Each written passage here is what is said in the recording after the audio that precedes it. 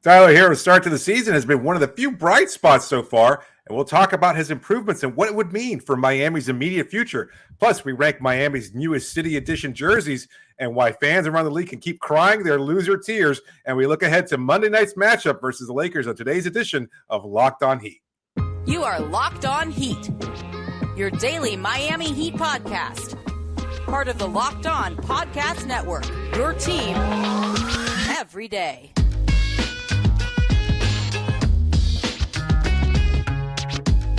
All right, welcome to Locked On Heat, your daily podcast on the Miami Heat. I'm Wes Goldberg. Joining me as always, Dave Ramil. However, you're tuning in on YouTube, Odyssey, or your favorite podcast app. Thanks so much for making Locked On Heat your first listen every day. Today's episode is brought to you by Gametime. Download the Gametime app, create an account, use the code LOCKEDONNBA for $20 off your first purchase. The Heat beat the Wizards on Friday night in their first in-season tournament game, and Tyler Herro was the star of the game, continuing a strong start to the season.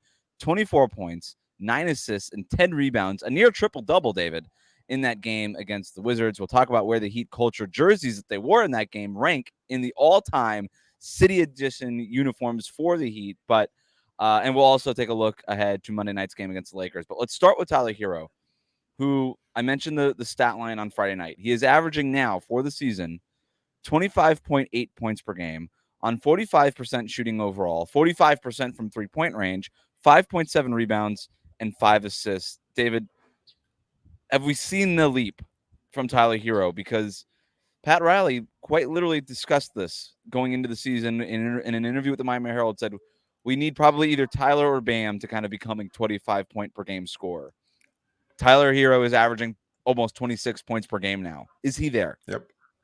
I think so. I think it's early still, but based on what we've seen so far and what we've seen of his gradual progression over the course of his career, I think he is the star version of himself. And I think there's still multiple levels to him. I mean, I know I have been criticized for whatever reason for my criticisms of Tyler's game, but I think he would point to those and accept them. And I think he has. Like, he has shown, and I said some statements about him after just a couple of games and his shot selection being pretty poor, and I don't think that was debatable, and was criticized for that. And yet he himself has gone on record of saying that he took bad shots in the first couple of games of the season.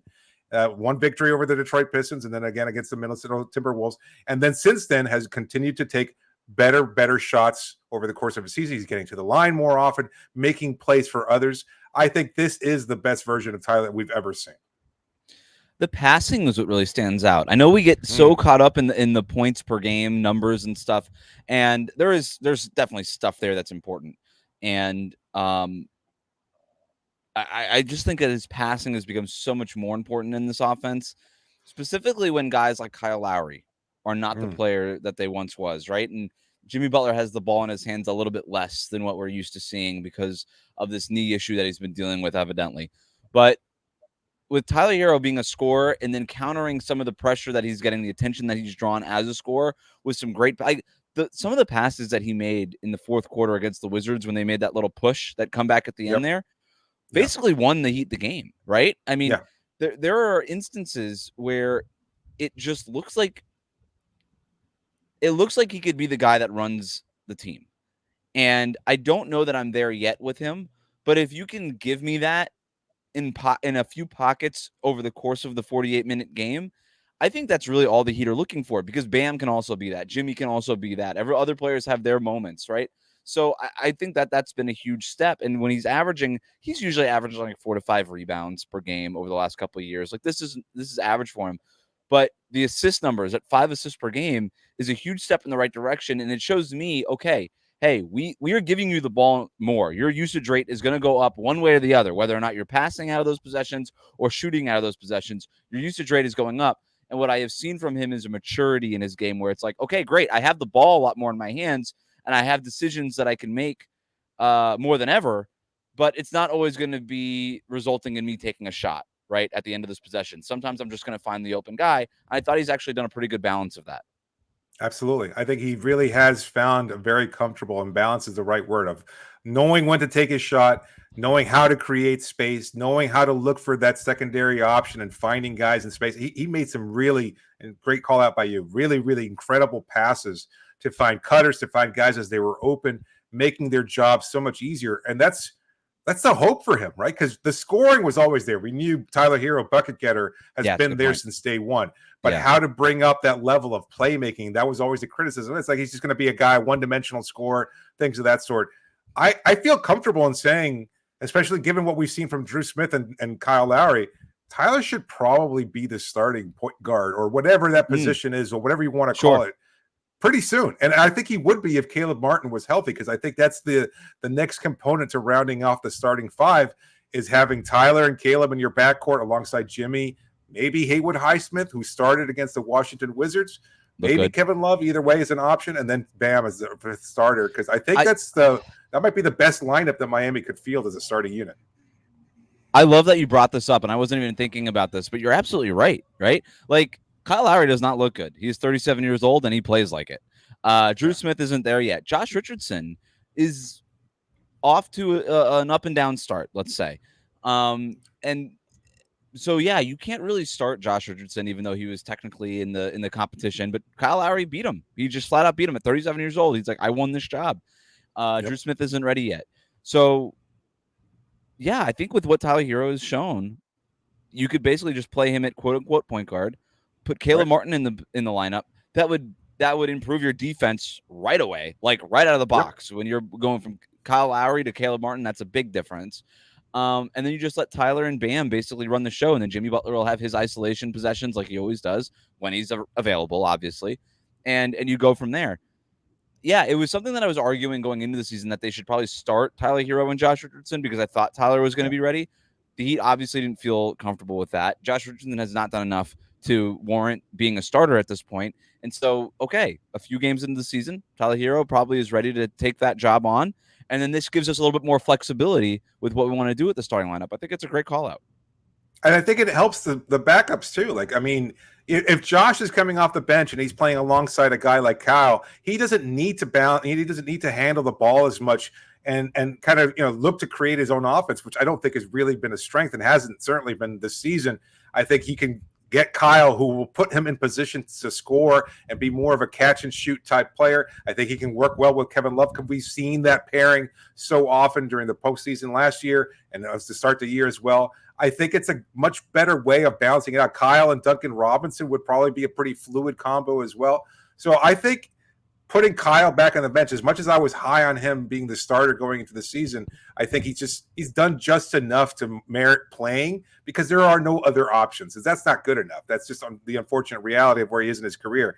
But I think inserting Tyler into that starting lineup as the de facto point guard really brings out a much better balance of scoring and playmaking that you absolutely need, because this offense has been so dreadful to start the year. And it takes Drew Smith out of the rotation, because now you don't need him. And what does that do? That makes room for somebody like Jaime Jaquez or Nikola Jovic or somebody else that's just a flat out better player, who might wasn't necessarily playing a position of need at that point with what the Heat were needing in the rotation pattern. It takes him out of the rotation. You could play those guys a little bit more. And the Heat are, quite frankly, when Caleb Martin's healthy, they're going to struggle to find time for all these guys on the perimeter and at that forward spot. So it does that. And I actually like, I still like the Tyler Herro plus bench units. I think that's still good. Yep. You could still get to those units. You just play Tyler instead of taking Tyler out early, you play him longer with that second unit, and maybe you bring Kyle Lowry in so that he can get his minutes with Jimmy Butler, who he does have some chemistry with, and stuff like that. Like, there's ways to get to those lineups that you want to get to without sacrificing the things that they've been sacrificing, specifically defensively, because defensively they're playing 3- defenders in Kyle Lowry, Tyler Herro, and Kevin Love. If you're replacing now, even you just go way extreme and just say, you know what, Kevin Love, you're out, and Kyle Lowry, you're out. We're going with Caleb Martin and Haywood Highsmith. You've gone from 3- to the defenders to 1 in Tyler Herro, and that is any lineup can survive with 1- defender. In fact, most of the best ones do, right? And so I don't know that he's a minus defender.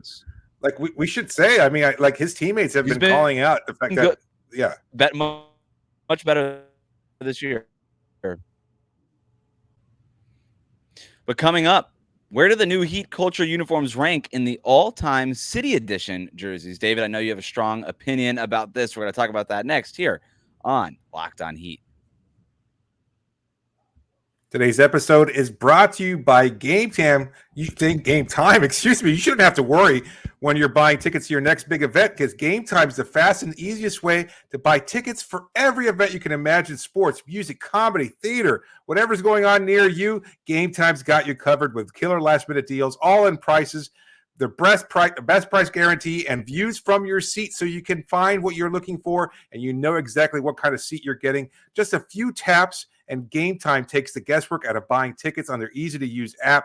So much fun. It takes all the complication out of finding the best seats available for any event that you might be thinking of. You just go on there, find whatever event you're looking for, couple taps, and they've got the best price that you'd be looking for any possible event, and you can see exactly where you're sitting from, so you know there's no obstruction, nothing else that could block your view of whatever it is that you want to see that night. They take the guesswork out of buying tickets with Gametime. Download the Gametime app, create an account, and use the code LOCKEDNBA, and you get $20 off your first purchase. Who doesn't love that? Terms to apply. Again, you just create an account and redeem the code LOCKEDONNBA.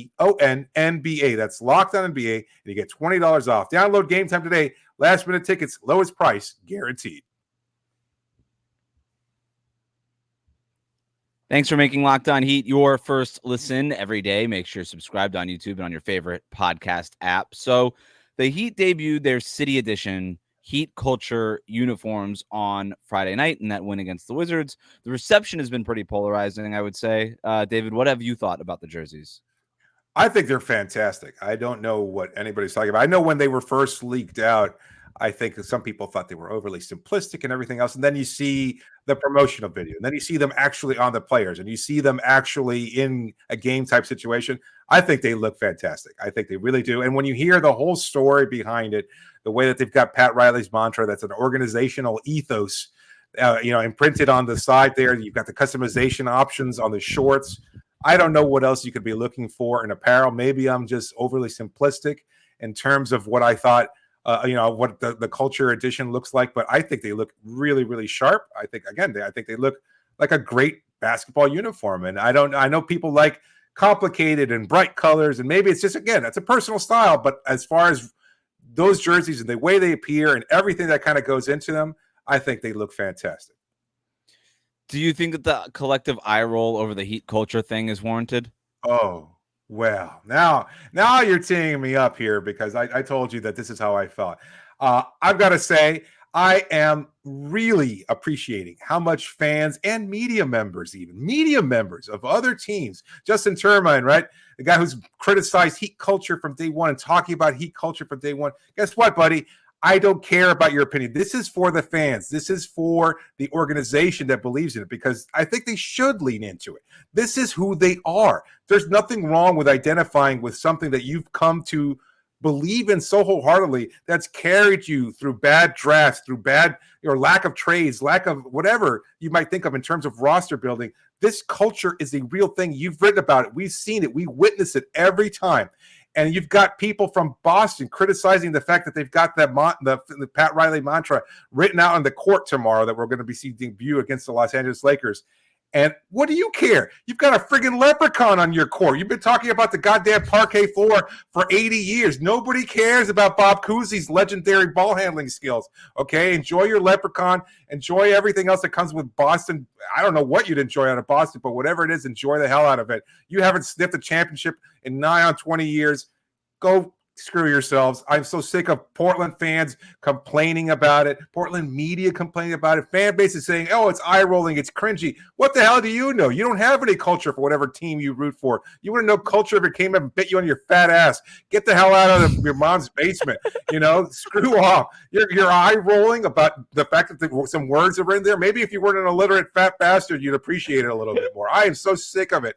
I am absolutely so sick of it. I'm sorry. I just had to put that out there because I just think it's ridiculous. Clearly. I love that they're leaning into this. I think this is who they are. I think this is who they should be. You don't like it? Too bad. That's because they keep beating you and your team when it matters most. You know what? Who cares if they're 2-4? They're going to go and do whatever they've done over the last few years in the playoffs anyway. That's when it really matters. You wouldn't know because the team you've rooted for hasn't been in the playoffs. So don't worry about it. Just let Miami do what they do, and you continue on sucking. Miami has a long history of this. The Miami Hurricanes in the 80s. Yo, Even the Dolphins in the early 70s. I mean, this is what happens, right? It's, hey, you get really good, and then everybody hates you. And I don't think that that's necessarily unique to Miami sports teams, right? Like the New England Patriots got really good, everybody hated them, but they hated them because Bill Belichick and Tom Brady are Satan reincarnated. So it's fine, but they have a real reason to be hated. But I think Miami fans have a long history of relishing in this. It's the old what was the Miami Notre Dame thing? It was the Catholics versus convicts. And you were like, and we were all like, we sound way cooler than you. Like, yeah thanks. Sorry. Like, that was an amazing nickname. Thank you so much for this. The Catholic versus convicts. We leaned all the way into it. It was great. It's like, Absolutely. You guys are the dorky Catholics. Like, we're having That's fun right. here. Like, we're the ones celebrating in the end zone, winning national championships. And so I think so. I understand your sentiment, right? And hey, like, everybody's rolling their eyes at the Heat culture thing. It's not for you. It's for us, and keep crying. Like, it's fine. Like, we're gonna keep doing what we're doing, which is being the most successful franchise in the NBA for 20 years now. And so, I'm with you on that. In terms of the jersey itself, I really just don't even care. I don't care. I did Vice jerseys ruin it? Did Vice jerseys ruin City Edition uniforms? And when I say that, I mean, did they raise the bar so high in terms of creativity and how cool it looked and all the things that you could do on top of it in terms of the merchandise and all these things that came with it, that if you literally, and I'm not even talking about the Miami Heat, I'm talking about the NBA in general, every City Edition uniform over the last, 4 or 5 years, however long they've been doing this, if you take away the Vice jerseys, have any of them been super awesome? No. I mean, some of them are nice. I'm not saying that they're all terrible, but like none of them have just been like, wow, this is now a whole like movement. Like nothing was Vice. Vice is the most successful City Edition campaign that's ever existed since Nike basically took over the uniforms from Adidas, right? Like that's flat out, and you can't even argue it. Just the numbers are there backing it up. So I almost think that people expect like so much out of these City Edition uniforms, where at the end of the day, they're still just uniforms in probably very familiar colors of the team wearing the uniform. So they're fine. They're fine. The Heat culture jerseys are okay. They're fine. They're just uniforms, and that's all they need to be. Yeah, I think a lot of people have kind of leaned there. There's an oversaturation of the market too, because they have to come up with all these different variations and everything else like that. Like people are just they're rolling their eyes at the bright color of the in-season tournament court. You were there at the game on Friday. I loved it. You thought it looked cool. It's also just a basketball court. It's also just a basketball court. Who cares? We've gotten so obsessive over these things having to be just right, and then when you say they're just right, somebody else is going to chime in and say, "You know what? It sucks." It's like, okay, if you can't please anybody, you have to have an opinion about it. And I actually think that the bright colored thing was a genius move by the NBA, because even if they were the ugliest thing ever, and plenty of people think that that's the case, and they're entitled to their opinion, that's fine. Great, you're tweeting about it, and now I got to go. I got to turn on this game and go watch it and see for myself if this is the ugliest court I've ever seen. So it was a genius marketing move by the NBA. On many levels. I'm not really in on the in-season tournament, but I'm in on the courts, which is like I guess a weird stance to have on this whole thing. But look, the goal of your City Edition uniforms isn't to knock it out of the park. It's not to replace your current uniforms. It's just the accomplishment here is not screwing it up. I think the Chicago Bulls, for instance, screwed theirs up. I think it's terrible. I think it's stupid. I think That's the fair. Thunder a few years ago there was a period of time, like 3 or 4 years in a row, they had the worst alternate jerseys in the league, and it wasn't even close. I think the Orlando Magic screwed theirs up last year. Like the gray and orange, that was awful. Like the whole goal here, just don't screw it up. And if all you do is par, right, that's fine. That's more than a win. I want to do quickly something here. A City Edition Miami Heat City Edition all-time draft. Okay, so we are going to draft our favorite City Editions of all time. We'll go back and forth. We're going to do that, David, after this.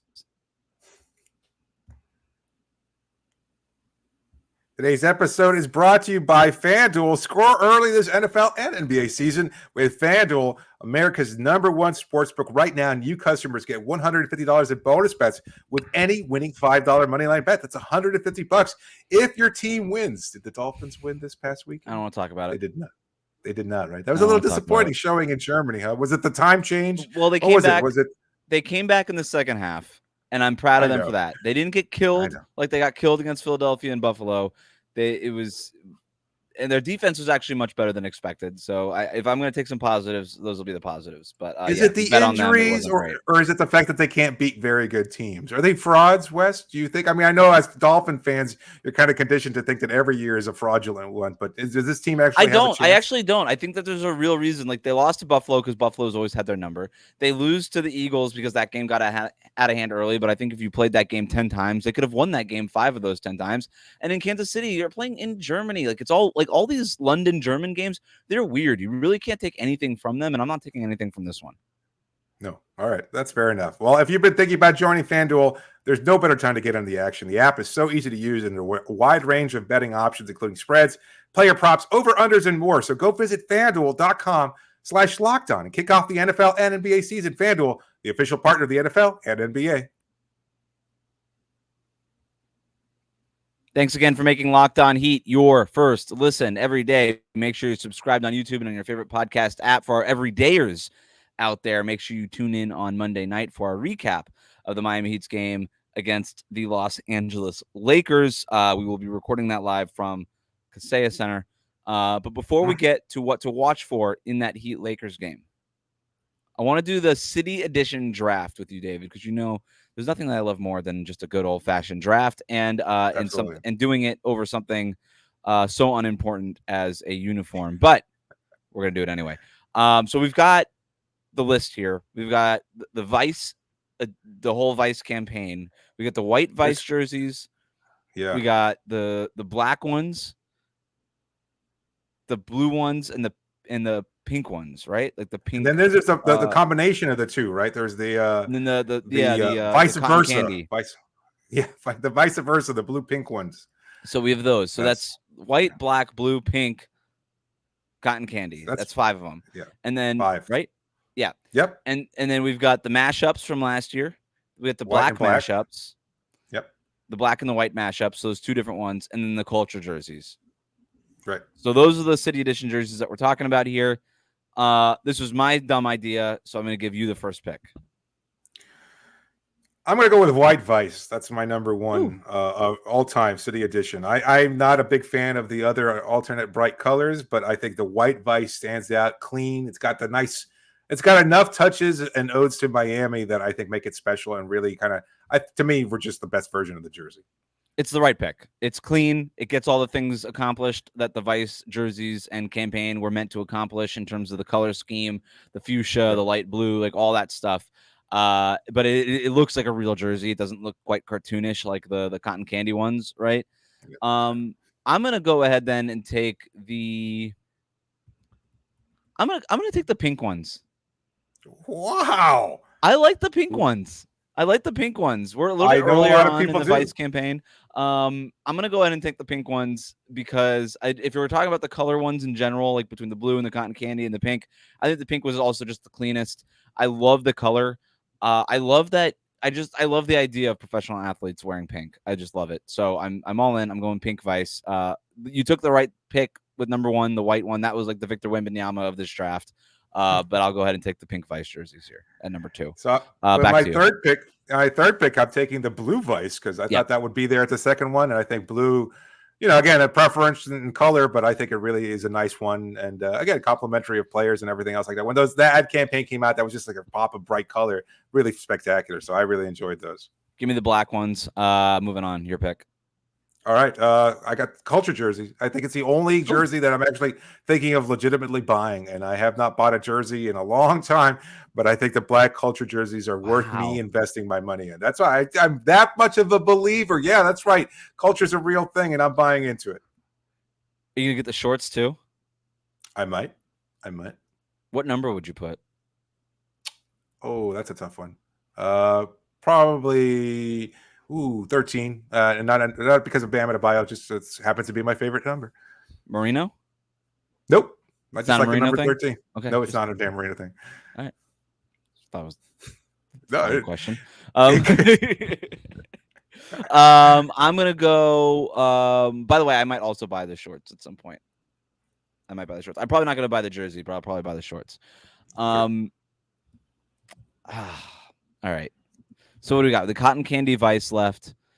Yep. Both mashups, Mashups, the black and the correct. white, and that's Yep. it, right? Correct. Give me the black mashups. Yep. Yep. All right. You're up. That's the right pick. Then the white mashups, I think, are after that. So that's where I'm. So I got going the with last pick, and I'm stuck with the cotton candies. that. You got I it. feel like I could say this now. It's been a few years. The players didn't like the cotton candy jerseys. Let's Too just put that out confusing. there. They didn't like them. They didn't like them. They thought they were stupid, and they were. They didn't like them. All right. That's it for our Dumb Heat Uniform City Edition draft. Let's go to the algorithm. Heat Lakers Monday night. We are going to tell you here at Locked On Heat what to watch. That's what the algorithm is spitting out. Locked On Heat recommends. David, what are you watching for Monday night? Heat Lakers. There's a lot of subplots here. Good team, but I nothing that I'm going to appreciate seeing more than LeBron James at the tail end of his career. And I'm not saying this like he's going to retire or anything like that, but I don't know how many more opportunities I'll get to see LeBron live, especially here in Miami. And that being the case, I want to continue to just watch him play and see what he does at this stage of his career. I know he's always struggled against Miami for some reason after he left in 2014, but I'm curious to see what his performance is like against the Heat tomorrow. You nailed it. That's it. It's just appreciate these moments of LeBron, and I think that's totally fair to say. I know that there's still sort of team petty out there in Miami Heat in the Miami Heat fan base, but like it's been almost 10 years since he left. If you like, that's crazy when you really think about it. And just get over it and just enjoy this guy. Like if you haven't been able to enjoy him because you have hated the way that he left and that he left in general, all right, more power to you. I'm not going to tell a fan how to fan. Right. But I will advise you, because we are the algorithm and we are telling you, we are recommending what you should watch. That's what the whole point of the segment is, that you just enjoy it. Whether or not, obviously, you root for the Heat to win and you don't want LeBron to have his best game of the season right now.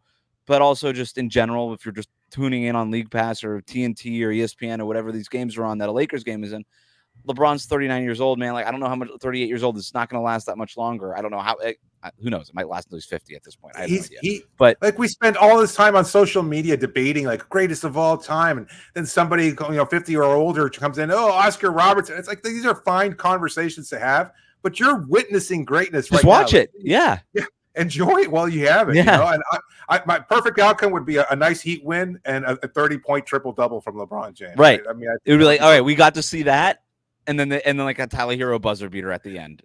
Yeah. Perfect. To win the game. I'm with you on that. And just one last thing on LeBron. Like, I know that people, we talk about LeBron way too much on ESPN and all the talking heads. I think we talk about him just enough. He might be the greatest player of all time. We should talk about him more. Like, we don't pay enough attention about the role players. Like, who cares about the role players? Right. Nobody's gonna remember them in 10 years. Like all due respect to the role players, but we're talking about maybe one of the greatest players of all time. They get to talk about. We should talk about that as much as possible. All right. Next thing that I'm looking for in this game, David, because you brought up LeBron, though we both agree on that, is the number one thing to watch here. The LeBron Anthony Davis pick and roll, and then also sort of with the Lakers, the Austin Reeves Anthony Davis pick and roll. Good one. Just basically Anthony Davis involved in pick and roll on offense. How do the Heat defend that? What does Bam do? We have talked a lot in the early portions of the season about opportunities for Bam to kind of lay the foundation of a potential Defensive Player of the Year campaign. Doing it against somebody else who is gunning for Defensive Player of the Year, and Anthony Davis, would make a statement. And I think there's an opportunity here for Bam to do that. Yeah, I agree 100%. That's a really good point. Austin Reeves in general, just like I think a lot of people are also kind of as a subplot here, like him and Tyler and the comparisons. And I know they're easy to make because of color and everything else like that. But the reality is their games are vastly different. I'm curious to see how those two match up against one another. So I think that's a good one to watch. I'm also watching just the bench for the Lakers because that's pretty thin, especially with Gabe Vincent not available tomorrow. So Miami's depth being one of their great, strengths so far this season. I think that's going to be an interesting thing to watch. Who takes over that matchup? Who can exploit Christian Wood defensively? Things of that sort. He was the one that got away for a lot of Heat fans this offseason. That was such a disappointment, but I think he's been just fine in Los Angeles, and that's okay. It's who he is. He's a role player. And at the same time, I think Miami can take advantage of their strength and take advantage of the Lakers' lack of depth. All great points. We're going to see it in action Monday night at Castaneda Center. Heat Lakers. We'll be with you after the game with our takeaways from the game, credit cookies, hopefully, or perhaps some blame pie. And then, of course, your listener questions that you can send in using the hashtag AskLOHeat on Twitter. But for now, thanks so much for making Locked On Heat your first listen every day. Hit that subscribe button on YouTube and follow us on your favorite podcast app.